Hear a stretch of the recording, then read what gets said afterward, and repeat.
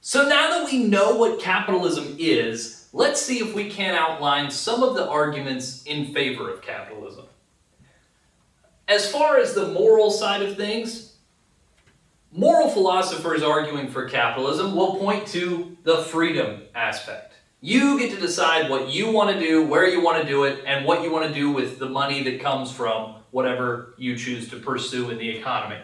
You get freedom, and maybe that's a good moral end in and of itself.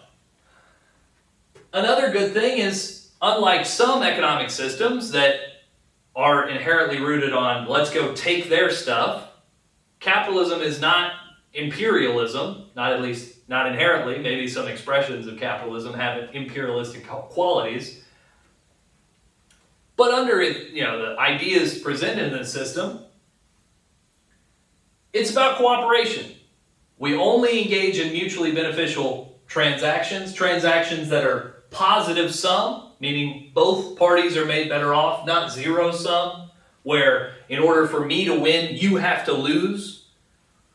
Ideas of cooperation instead of conflict. Building together instead of just taking. At its best, this is what capitalism is about.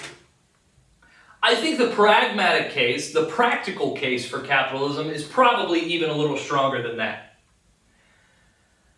The information problem, the knowledge problem, is where capitalism really shines.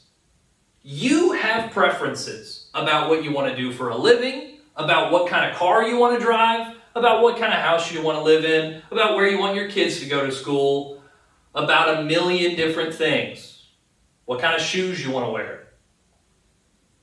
You got all those preferences, right?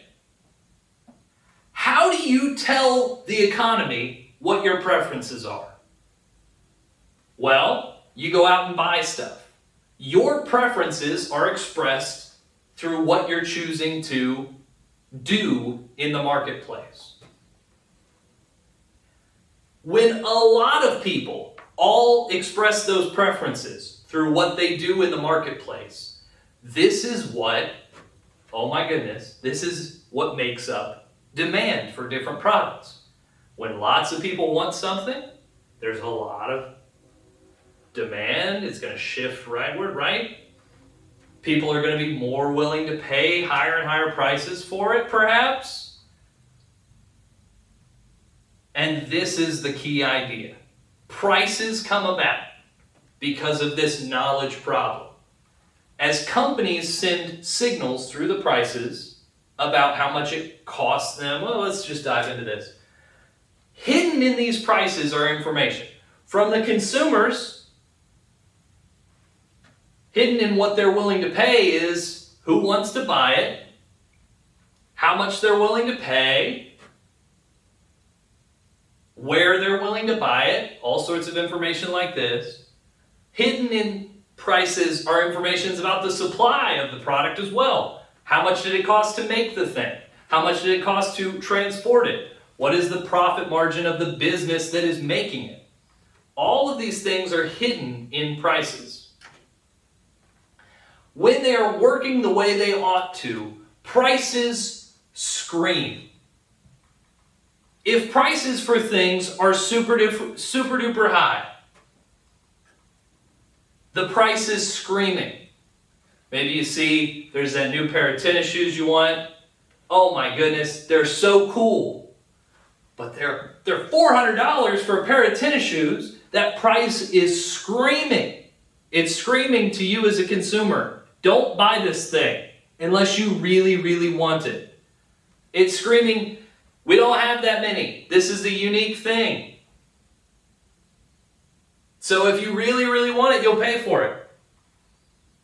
It's also screaming, not just to buyers, but also to producers, hey, people are willing to pay a bunch for this thing. If you make more, you'll be able to make a bunch of money. If prices are really low, like for water, a gallon of water is almost free if you have it hooked up to your house or to your apartment. Well, if the price is really low, that price is screaming. That price is saying, consumers, hey, we got plenty of water. If you want it, use it. Knock yourself out. And producers, we got plenty of water. If you want to make money, don't get into this industry where the prices are super low. Go do something else. Those prices are conveying information to buyers and sellers all the time. This has been a problem for societies that didn't engage in capitalism. Maybe instead of having buyers and sellers interact to determine prices, this idea of the supply and demand model, which hopefully you learned a little bit about in your introductory economics class, maybe instead of that, maybe there's a right price, a morally right or fair price, what Thomas Aquinas called just price. This is the idea that prices should represent the inherent value of goods. This theory was then used by local governments to say, hey, this is how much a pound of corn should cost, or a pound of beef. This is how much a bushel of grain should cost. This is the fair price. There might be some problems with that. How do you know what price is fair? What ought a pound of bananas to cost? What is the morally correct price for that pound of bananas? I don't know. Right now at the store, they're what, 50 cents a pound? A little less than that, something like that? Is that the morally right price? Does it need to be higher? Should it be lower? A lot of people eat bananas. My little baby loves bananas. Maybe it should be lower so he can have more. Well, that's a pretty low price already. Well, what if there's a hurricane and it destroys some banana trees? I'm showing my lack of knowledge in the production of bananas here. Yes, bananas grow on trees. Maybe there's some sort of natural disaster that destroys some of these trees. Does our just price, our morally correct price, is that going to adjust to reflect that new information? Maybe. Who's going to enforce the prices? Is it the market's not going to enforce it? That would be supply and demand adjusting to these market prices. It's going to have to be enforced by the law, right? And by government implicitly. And can you really enforce it? What do you mean, can you really enforce it? Well, that's what price controls try and do. Remember, prices are screaming. High prices say, hey, producers, produce more. Buyers, buy less. Low prices say, producers, produce less. Buyers, buy more.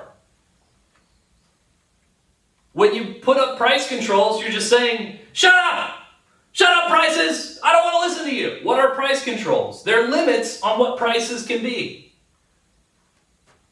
If you engage in price floors, these are limits to how low prices can go, famously the minimum wage, right? If you hold prices above what they otherwise would be, you're saying, we don't want to hear it. We don't want to hear it, market information. You'd have interaction of supply and demand that would drive prices down, meaning for some jobs, the wages might be naturally lower than would the minimum wage dictate. Well, you're saying, look, and that would of course imply, hey, you need to go do something else, right? This job doesn't pay very well. Producers, go do something else. And buyers, buy as much as you want. If there's people willing to sell their labor for this, buy it up. Even more dangerous, a brief aside. Not here to say that the minimum wage has no arguments for it. It has lots of great arguments, which we might get to in this class. But it is certainly denying the signal that the market is trying to send, to just raise prices without, we're saying that is an immoral wage.